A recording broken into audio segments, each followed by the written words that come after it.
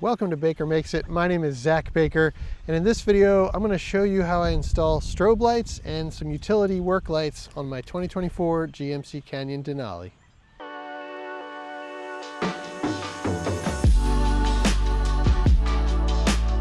We're going to go through the process from installing the lights, wiring the lights, how we hook up the switches.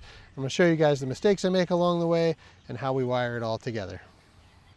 Now on the front here, we're looking at putting some LED strobes in. And so I was comparing the left here, I've got 2 strobes installed, and the right I've got 1, just to kind of decide how I want to do that. I think I like the look of the 2 better, so it'll be a total of 4. So we're going to go that route. So the way this is in here, this is just wedged in between the grill here, which is really a nice fit, and it's why I chose this brand. I tried to find something that would fit in here. But it is a little bit of a snug fit. It pushes on the grill a little bit. So I think what we're going to do is we're going to make up a tab that goes around the back here. We'll be able to bolt through, and it'll just keep pressure in there. We'll keep it nice and simple. So I plasma cut some pieces for this. We're going to go down to the shop and we're going to finish them up, and then we'll come back and get these mounted. So wild Friday night, I'm down at the shop, and we are going to be working on these little, see if I can focus it, these little brackets that I made. I plasma cut these a while back out of some, I think it's 14 gauge 304 stainless. And these are going to be used to hold on the strobes in the front grill. I realized they fit in the grill really nice. I just need something to hold it in. So we're going to take this, we're going to bend it, and then we're going to take a little nut. We're going to put it on the back. It's not going to focus, but we're going to put it on the back like that, and we're just going to tack it on. Now, I got to practice a little bit with the welder because it's been a little while, but we should just be able to do a couple tacks on here. This is really just to hold the nut until the bolt is in it, because the tightness of the screw will actually hold this on. So this is just an excuse for me to practice some TIG welding. Let's see what we can do.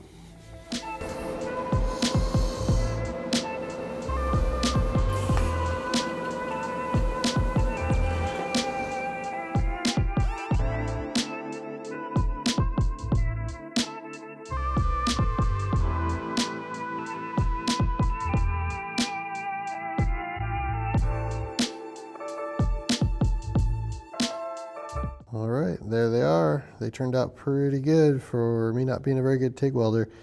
All that blue color you see is just from the heat I put into it. It was definitely too much heat, but that'll be fine for this. It's not structural. They're just holding them together until we get them screwed on. I want to show you guys a few things that we're going to be using for this install. So the first part of this is a little Auxpower unit that goes in the cab.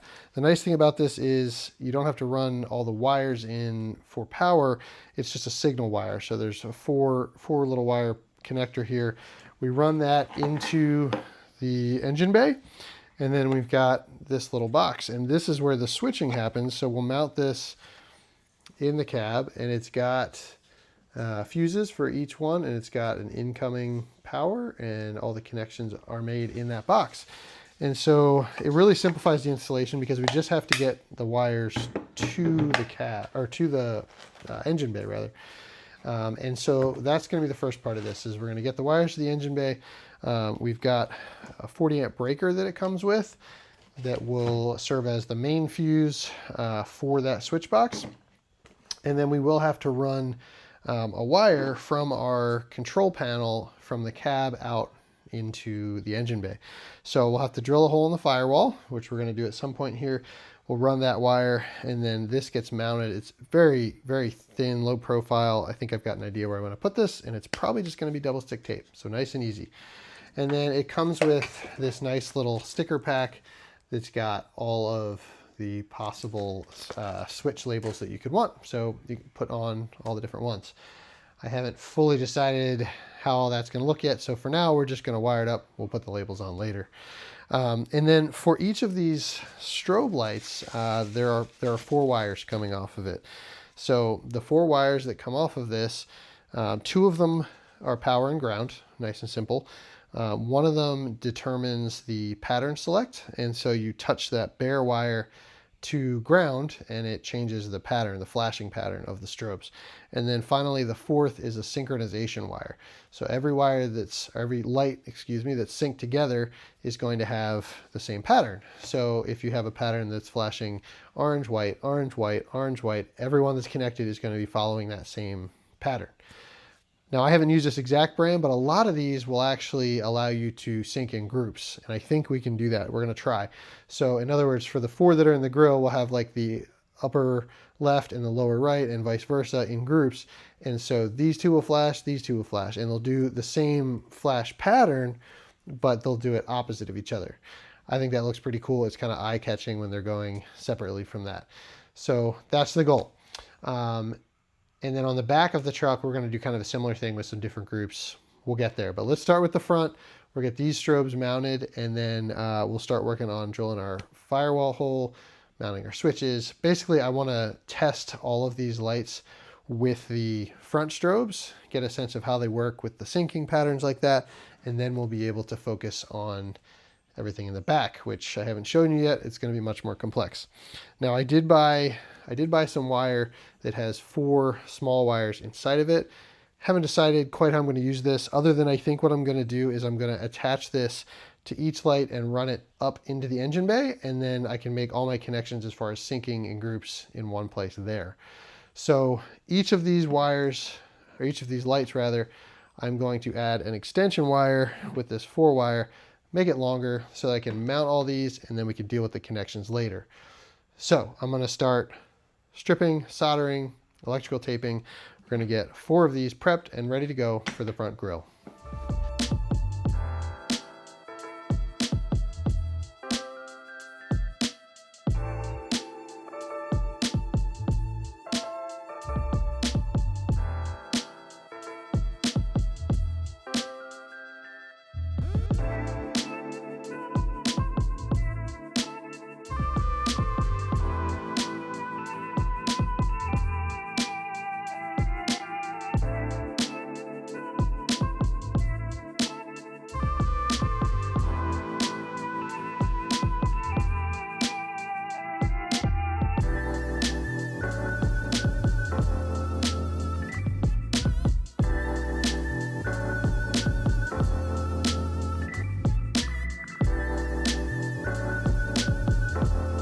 I didn't show you guys the whole thing there, but we've got all 4 in, and we were able to run wires up into the engine bay and kind of just found some places to snake around.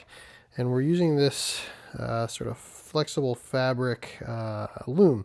And so I ran this once it made it to a point where I could easily get it on. And we've got all 4 connections right here. And like a dummy, I didn't label a single one, so I don't know what's what. The good thing is these are rated for 12 to 24 volts. So I'm going to take a 20 volt DeWalt battery and one by one plug them in. We'll figure out what's what, and then we'll start making some connections and test this out.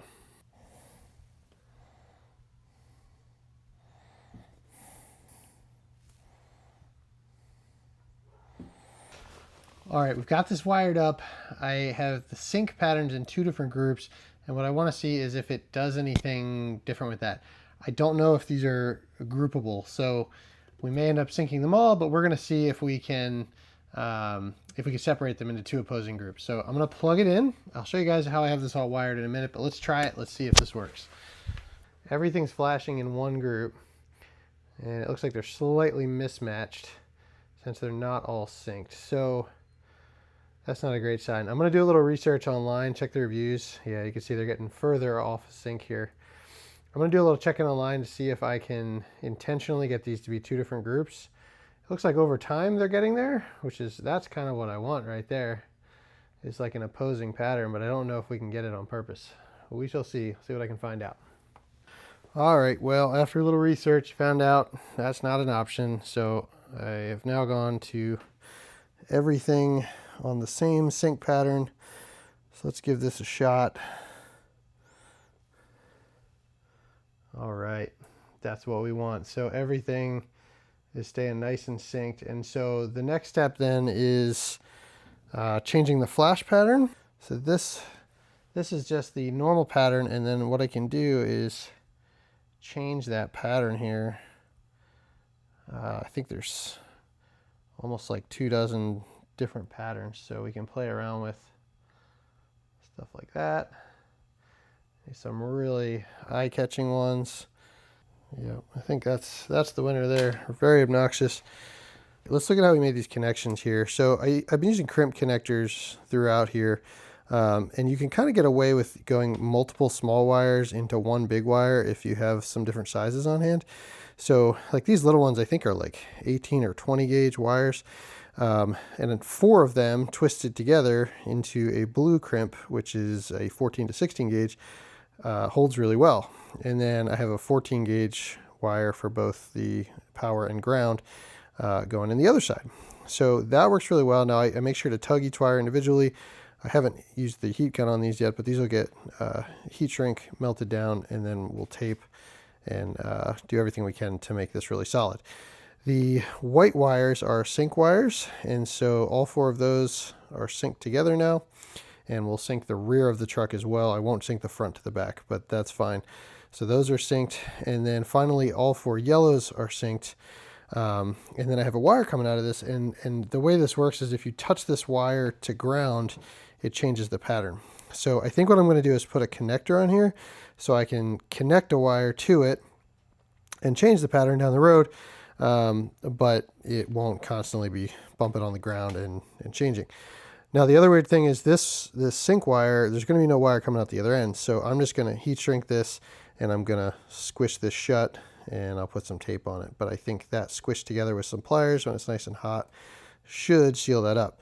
I could shoot like a little bit of silicone or something in there if we really wanted to be safe, but I think it'll be fine.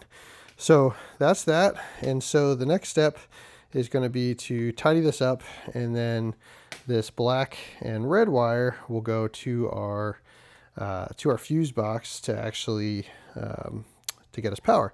So at this point, that's about as far as I can get with this. I'm going to tidy up these wires a little, and then the next step is going to actually be to try to get this box hooked up to power, and also run the wire inside, which is going to be a fun process, I'm sure.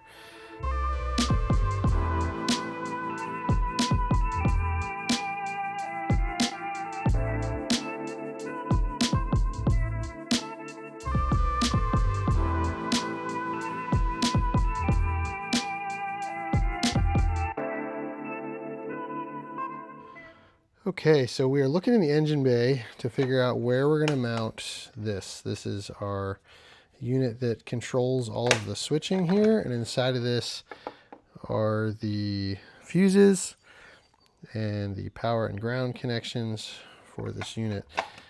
Now, in looking around, for this being a 4-cylinder, it's a surprisingly tight engine bay. There's just not a lot of room, but I think I have a solution. So this came with a mounting bracket that you can mount like this or like that, but you have to use something because this has all the wires coming out at the bottom. So here's what I'm thinking. There's this real nice sturdy battery strap here, and I think what I can do is probably bend these tabs back so they're quite a bit shorter, but basically weld this onto the top of the strap. Sorry if that's a little hard to see with the glare, but that will get welded onto there, which would essentially place this about like that. It would not impede the ability to remove the battery because we've got a bolt here and a bolt down here. It really doesn't get in the way of anything, and I have plenty of hood clearance. I checked that. I'll have a little bit above. So I think that's what I'm going to do. I think I'm going to take this out. We're going to modify this bracket. We'll get it welded onto this, and then we'll get this mounted here so we can start figuring out our wires.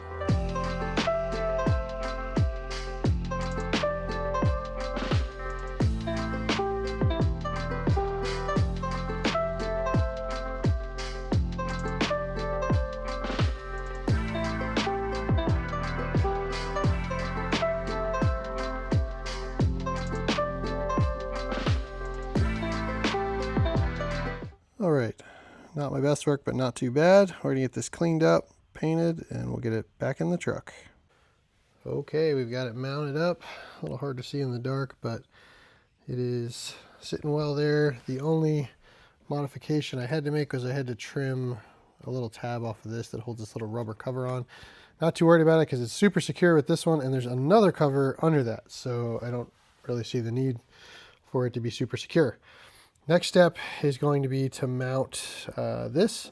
I have not found a great spot for this circuit breaker, so I think I'm going to start running wires to this, or figuring out where the wires are going to run and see if maybe this can get zip tied or double stick taped somewhere with the wires. All right, we are looking for a place to drill through the firewall. This is going to be a bumpy ride, so hold on. So, there's not a lot of options on this truck. I once made a mistake and went through one of these big ones here, and I hit a bunch of wires, and it was a horrible experience. I've had a couple horrible firewall experiences, so we're going to play it safe. There's a, this is the hood release cable here.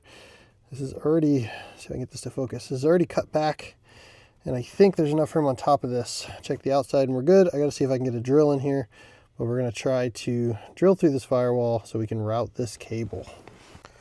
Okay, I wanna show you guys my dilemma here. So I've got this nice kit of grommets, and one end of this wire looks like this, and the other end has this big wide white connector on it. So obviously this is the smaller one, so this would be in theory the one I would pass through the wall.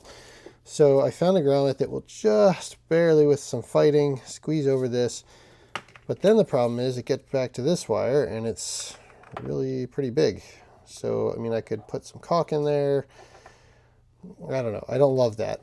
The grommet that actually fits it, which would probably be this, is about the same size hole, but I don't think there's any way I'm getting that on. So, you know, like if I try to come and get this over here, there's just no way. So my options are to either take this connector, push on each of these pins and remove them and try to get them back in the right spot again, or to just go with the bigger grommet. I think I'm gonna go with trying to de-pin these, and we'll see. I think if I push down on these pins will slide out, and then I don't know. I'm not sure. I mean, I guess worst case, the wrong buttons turn on the wrong things. So, you know, in theory, I could redo that, but gonna take a risk and go ahead and just de-pin that.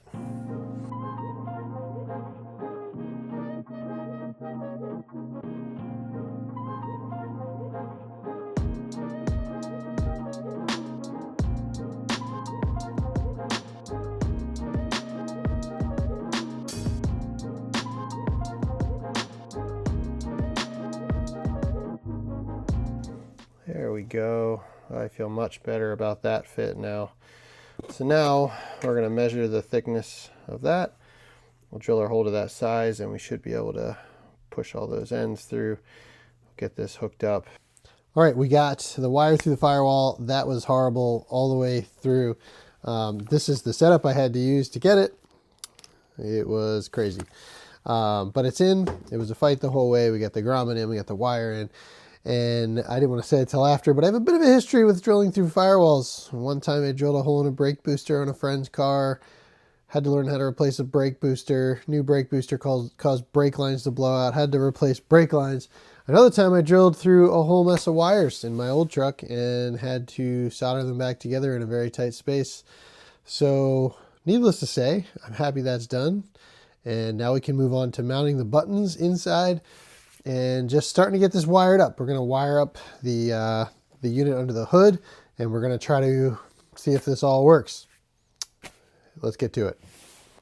Okay, so we got the wire ran in here, and I was able to mount this box right here with just double stick tape, and it feels really good. I used some 3M mounting tape. It's not what it came with. It came with like a thinner version, but I went with this, and the wire, you can kind of see it runs behind it and goes under the steering column. And so it, in theory, it could pinch as this goes up and down, but it seems like there's plenty of room to stay out of the way. So I think we're going to be good there. And then up under here, we've got the extra wire here. So I'm just going to get this zip tied up, and then we can move to the engine bay. We've made some good progress up here, so I'll show you what we've got. First of all, the wire from the engine bay has been run across here. So it's just temporary. I have it zip tied to these things. I'm probably going to get some stick-on zip tie connectors, but good enough for now. And then we've run that, a little bundle of wire here that comes in and connects here to this connector here.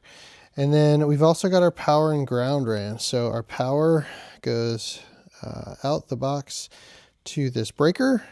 So that opens the breaker. It acts like a fuse, but you can reset it. And then it runs from here all the way to the positive terminal on our battery. For the ground, it comes out, and conveniently I had a stud right here that's mounted to that. And then finally, this little extra wire here, they give you as a jumper to turn on the, to have it with, turn on and off the ignition. I want to be able to use this with the ignition off, so I ran this to constant power on the same stud as the power coming in. So let's go take a look on the inside and see what we've got. Okay, we've got juice here. So if I click this, you see it lights up. It's super bright right now because it doesn't have the stickers on.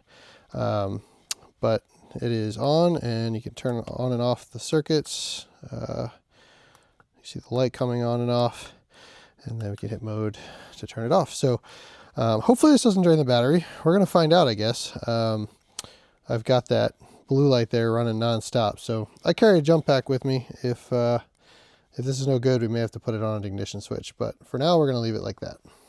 So now that we've got the unit powered and working, the next step is going to be to take all these wires we did earlier for the strobes and run them up into one of the circuits and see if it works.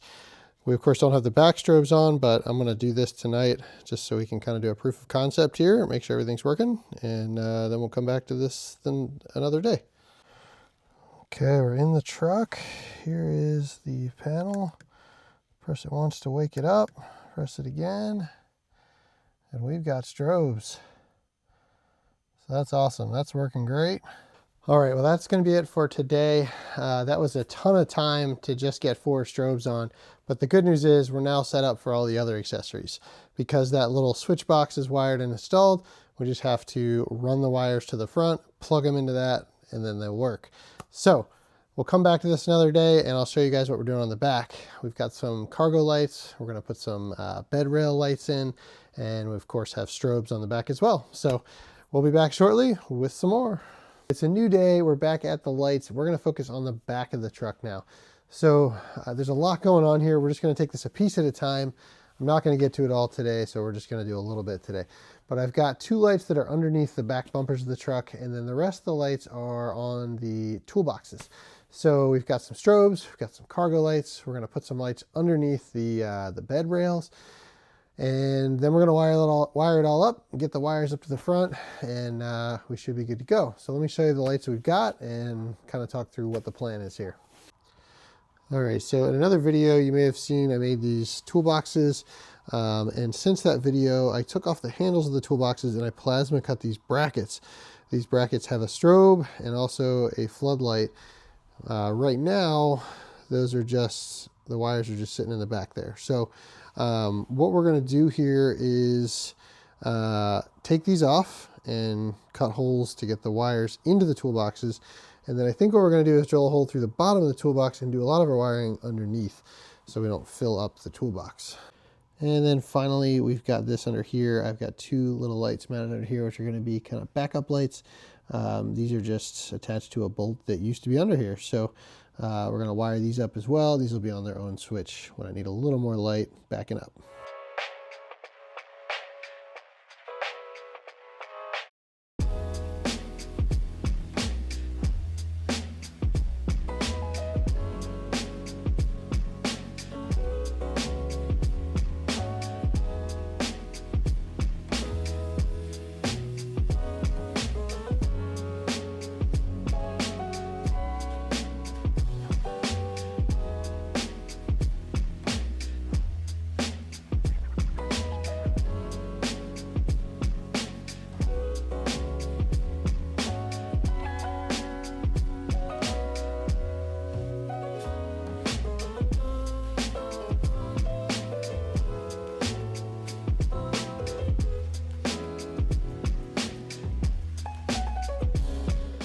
All right, we're back at it. It's another gloomy day today, so we're in the garage, so forgive me, the lighting's not great here. But today we're going to try to wire up these lights that we put in on the back of these toolboxes. It's going to be a little bit hard to show you every step of that process, so let me just kind of show you a quick overview of what we're doing, and then I'll show you some of the pieces as I put them together here. All right, so we've got our strobes here, our strobes on the back, our work lights, and we're going to put a small work light under here that's going to light up the bed on both sides. I was going to run an adhesive one under there. I've not had good luck with those though, and the ones I got are too long. So basically what we have to do is we have to get wires from this side to the front. And my camera doesn't want to focus here. So we are going to continue with the process here of connecting these wires and getting them up to the front. So I started to put some extensions on these already.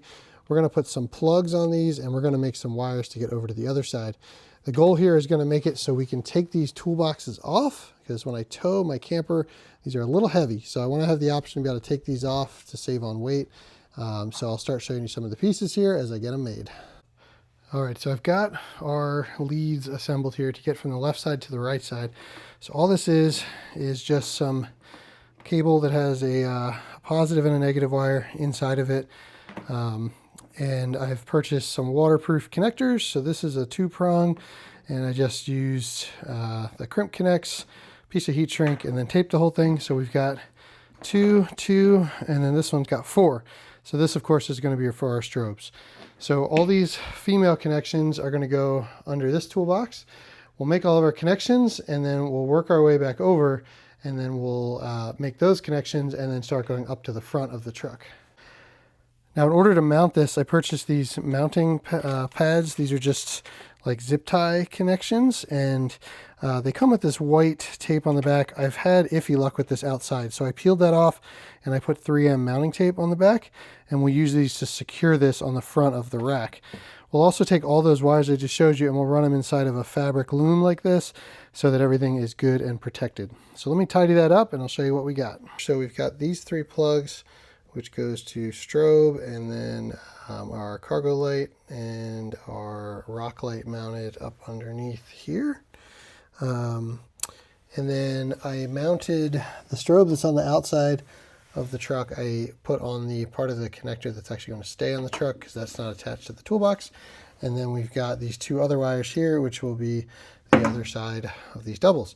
So now we're going to get everything connected and get it all nice and neat up under there and start running this over to the passenger side. All right, we're going to come up under here, and we've got everything buttoned up real nice. There's the little rock light that's going to be for a bed light. And then I bundled that separate from the 2 that go to the toolbox. So this bundle is not zip tied, but the one for the rock light is.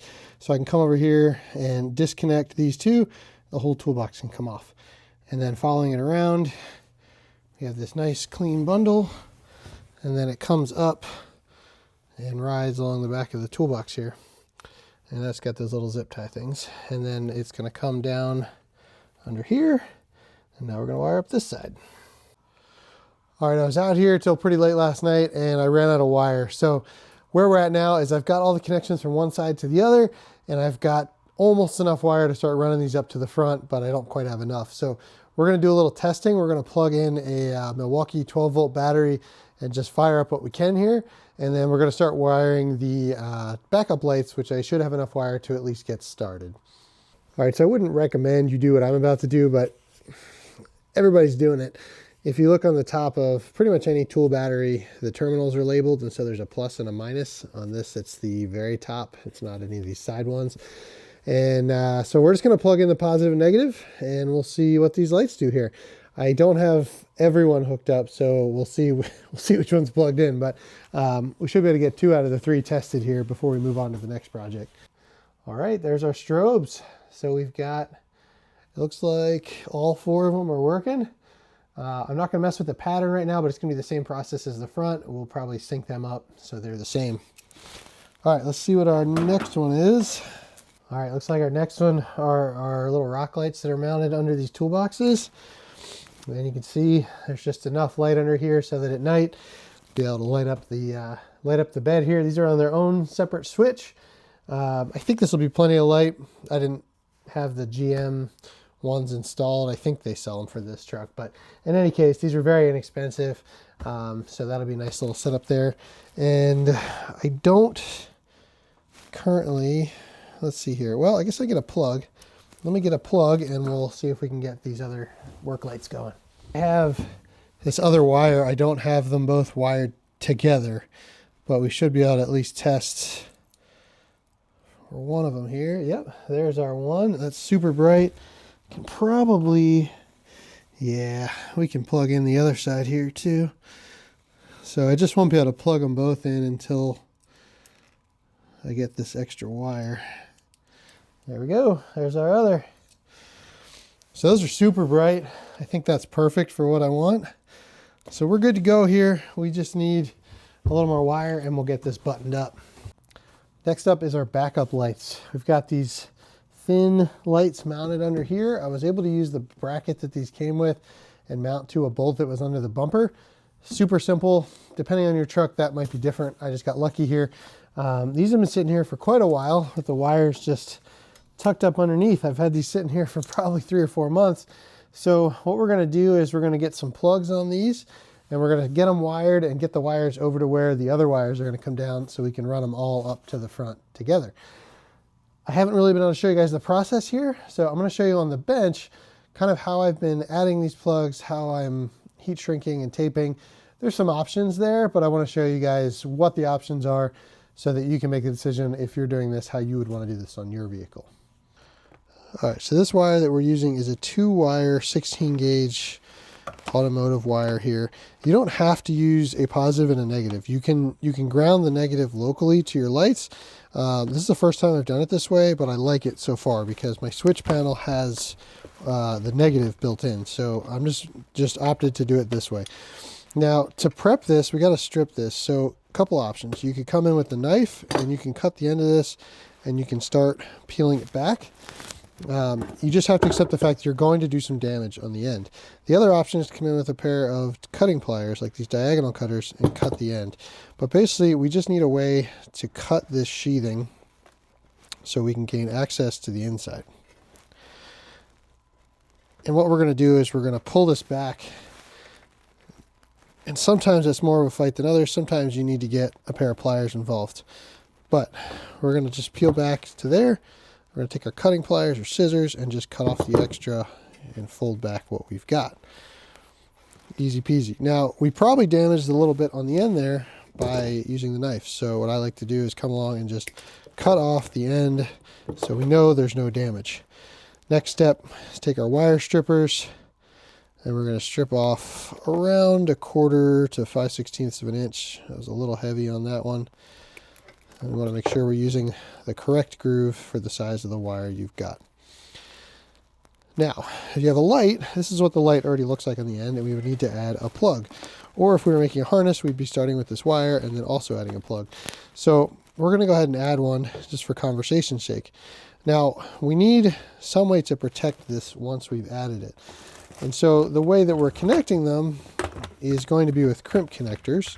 That's these guys. And we're going to use a ratchet and crimp tool, that's this guy, to firmly attach these on here. But once those are attached, we need a way to cover all this to make it nice and clean. So we've got some options there. One would be electrical tape. Another would be to take heat shrink and cover it with heat shrink. And that is something I've been doing. We would take this heat shrink and we'd use a heat gun, or if you don't have a heat gun, a hair dryer, or even a lighter works. And this would slip over and we would use the heat to shrink it on. You can also do a multitude of things. So we could use this heat shrink over those connectors, and then we could come in with a big piece of heat shrink over everything. And then if we wanted to, we could even come in with loom. I have this fabric loom that also comes in a plastic variety. We could put this over the top. So we're going to go all out here and do the whole process. You don't need to do all of these steps. However, I am leaning more towards doing more than less. I stripped a little too much. Oh, actually, these are the factory strips, but they're a little too much there. So we're going to take our crimps. We're going to put our crimps on. We're going to crimp them all down, and we're going to heat shrink them all. Now you might be noticing I'm using a red crimp connector for a 16 gauge wire. You would typically use a blue crimp connector for this.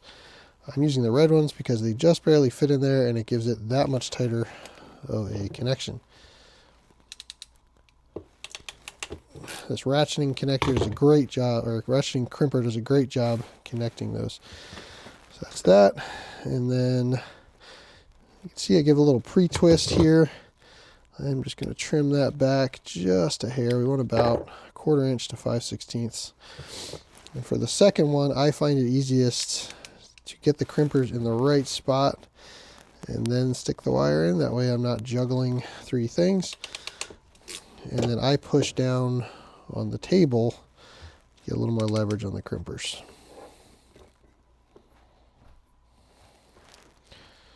So we'll go ahead and we'll run this one in. And now we want to check them all. And now if you were connecting multiple lights, which we've done in many situations here, you can choose a size of crimp that would allow you to do that. So like the small wires that we use for the strobes would easily fit multiple in one side of this. But of course you have the option to get a larger size. I think it's easiest just to have a kit that has them all. So once those are on, we're going to go ahead and take our heat gun. And I'm going to hold this upside down so you can see what's going on here. We're going to take our heat gun and we're going to melt these on. You want to be careful not to apply so much heat that you melt the wire insulation, but enough that it shrinks the crimp connector down. And these particular crimp connectors have an adhesive in there that melts and creates a watertight connection. But especially if you're doing multiple wires, that watertight connection may not be 100% effective. And that's where we would consider some of the other steps. So we're going to go ahead and put this one over it, and then a bigger one on top of that. Again, this is a total overkill. You wouldn't have to do a big one. In fact, one thing we consider, and I think we'll try here, I think we're going to do this one here. We're going to put our loom over this, and then we're going to heat shrink the loom down. That's another option. The other thing you could do, on what I've done on a lot of these, is put this on here and then tape the whole thing before going to the next step. So that's pretty warm right now. Now, you would normally need to put this on before you made all those connections, but I have a short piece here. So it's pretty easy. I gotta act quick because the warmth of those connectors is going to start melting this immediately. We'll fire the heat gun back up here and we're going to shrink this down. Now if I had a longer piece of heat shrink, I could run it all the way up to the plug, which would probably be ideal. I could use that larger heat shrink, which would actually go around the plug, but it wouldn't get quite as small as I need it to make a good seal onto this smaller wire.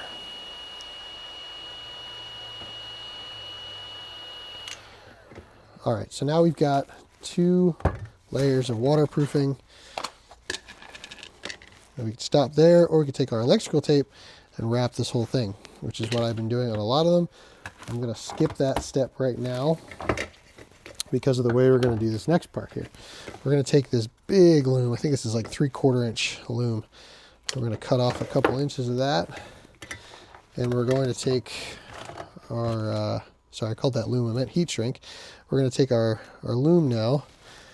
Well, actually, let's do this. Let's put the heat shrink on first. We're going to put this heat shrink all the way on, right over the other, and we're going to squeeze it onto the connector here. And now we're going to take our loom, which you can insert over the end, or you can come in at any point, unwrap this, cover up that entire connection. You would cover up your whole harness like this. This provides just a great layer of protection. And then see if this will fit. I think it will. We're gonna get this inside the loom here, sorry, inside the heat shrink, getting my terms confused again. And we're going to push that heat shrink, push the loom rather, all the way into the heat shrink until it bottoms out here. And then you would just continue to run your harness in here. I'm not going to go all the way, you get the idea. And now finally we can take this heat shrink and we'll shrink this onto the loom. And onto, oh, we're slipping off the connector here. Let's make sure this is all the way onto the connector.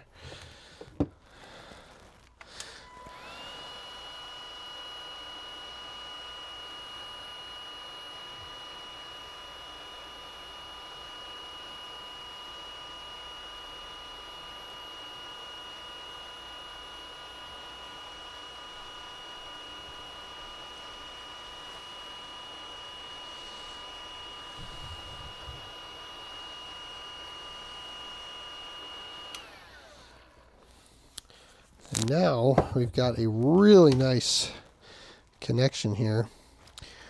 It is very strong. It's very waterproof. We got 2 layers of waterproof on the inside, and then this is going to help as well. And it just gives a little bit of strain relief to have that weather stripping on the loom there. Now, I didn't do all these like this because it was hard to get to it in some areas, and I also didn't have heat shrink big enough for some of the larger loom that I'm using. But for little wires like this, this works amazing.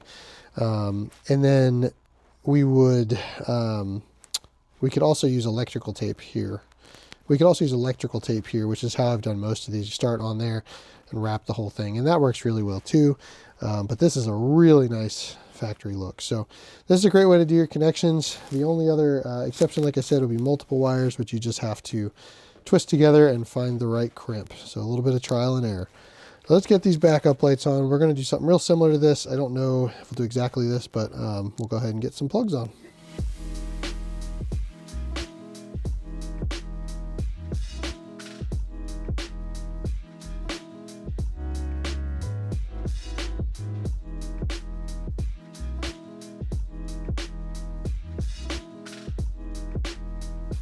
All right, so here's our wire. We've got the loom with the heat shrink, 2 layers of heat shrink underneath, just like I showed you on the bench. And then I did use electrical tape on the top here, honestly because I forgot to put heat shrink on, but I've been using electrical tape a lot. I went a little more hardcore on this than I did on some of the toolbox ones, just because this being behind the wheels, it's just gonna get the absolute most amount of water and dirt and grime. So this should be really well sealed up. I'm gonna go do the same thing on the other side, and then we'll have to make a little harness that connects these and then starts running up to the front of the truck.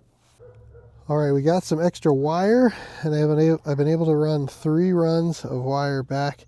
This is probably way too long, but this is gonna be enough to get us up to the front of the truck. So now I'm gonna get loom on this and we'll start routing it.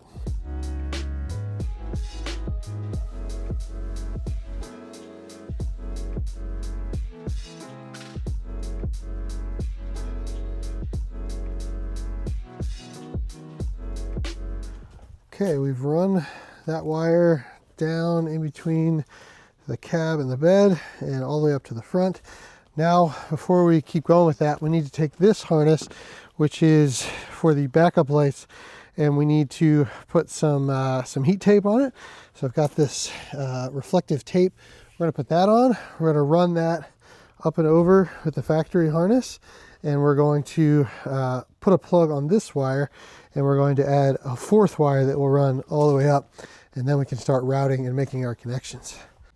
All right, this thing is all taped up.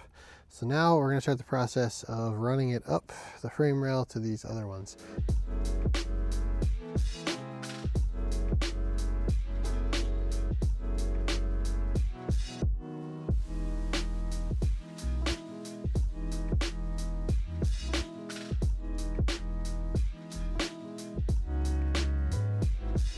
All right, I've made a connector for that rear harness that came up and over.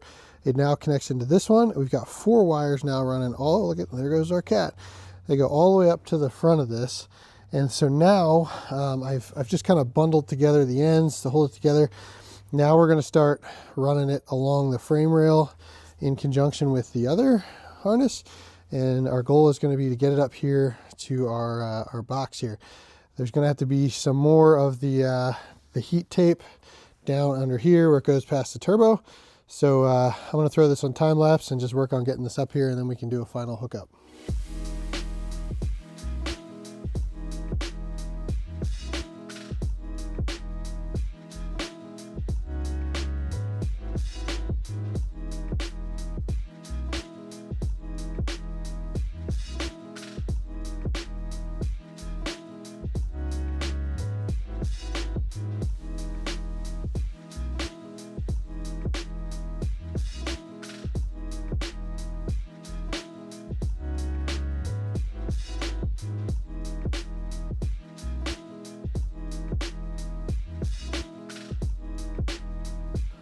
All right, so it's very hard to explain the path I took to get the wiring harness up here, but basically I followed the factory harness, and wherever the factory harness had reflective tape, I matched that, and I also put reflective tape on. And now I've got a bundle of 4 different wires up here, and what I'm doing is I'm one by one turning on a circuit, plugging it in, and seeing what lights up. So this first one I tried was the backup lights, and I know that goes in the number 1 position compared to where I have the stickers on the inside of the truck. So we're basically just going to do this by process of elimination. We're going to connect it and test it, and then we will move on to the next one. This is just a little bit of trial and error because I did not take the time to label these, knowing that this wouldn't be this hard to figure this out. So we're just going to one by one go through and connect these until they're all hooked up, and then I'll show you the finished product here shortly.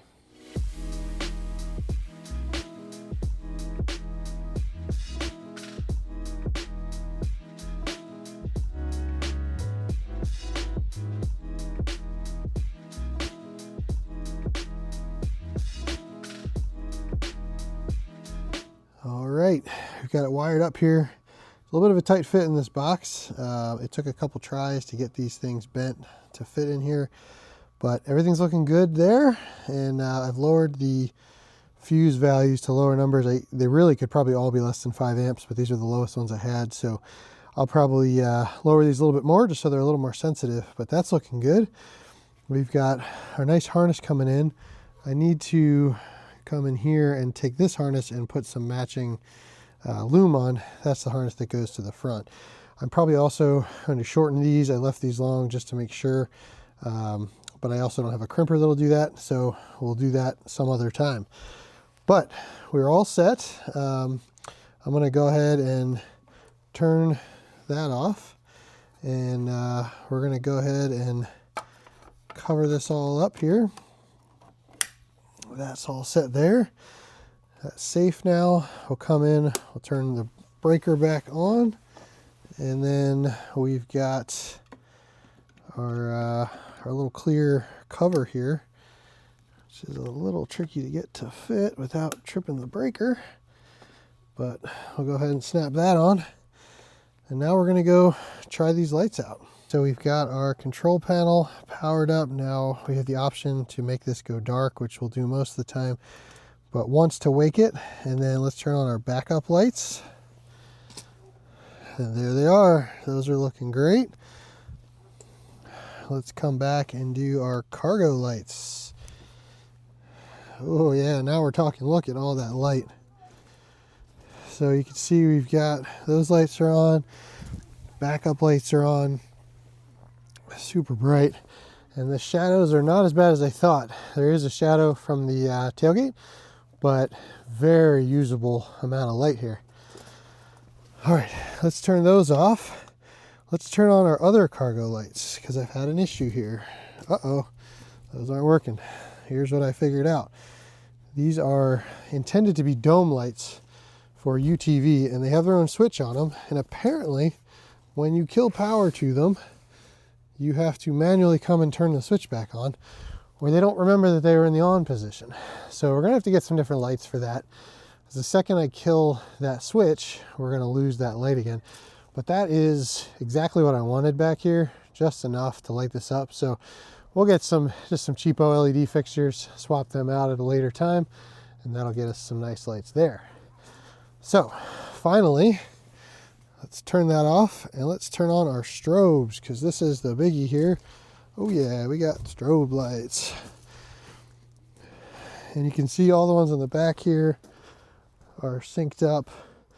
The front and the back are a little bit off sync, but not by a lot.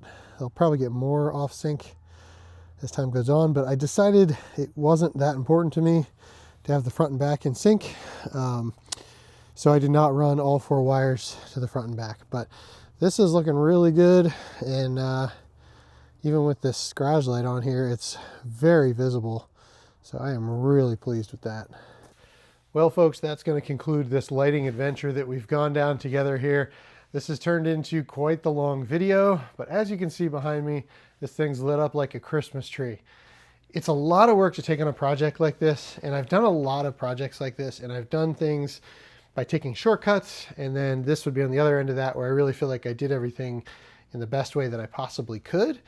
And I have learned that if you don't do it pretty darn well the first time, you're going to be back at it again. You know, I mentioned earlier things like you could ground lights locally versus running your ground all the way back to the front. I've had issues with those wires getting damaged, or connections coming loose, or moisture getting in those connections and the wire corroding. That's just one example. There's a lot of situations you can get yourself into where taking the time to do it the right way is really going to be beneficial. I really like that Auxpower system that we're using here, the little box with the switches. I know they make much bigger systems that can handle a lot more circuits. I only needed 4. I probably only needed 3, to be honest. So I went with a pretty small one. You know, something to note with those two is if you were going to add something like an air compressor to do airbags or other high amp draw items, maybe a fuel pump, they have circuits on those that are capable of handling that. I think one of those had a 30 amp fuse in it. So that's something to keep in mind too. Those can be used for bigger things. But with all that said, that's going to be a wrap for this one. If anything I said was confusing, or you just maybe need some advice for your own project, feel free to comment. I do read my comments, and I'm happy to help wherever I can. If you've made it this long, I really appreciate you sticking it out. I do suggest you subscribe to my channel, Baker Makes It. I do a lot of projects like this, particularly if you have a GMC Canyon. I'm posting different videos for that regularly. And then I'm also restoring a 1970s Holiday Rambler travel trailer. So follow along, and we'll see you on the next video.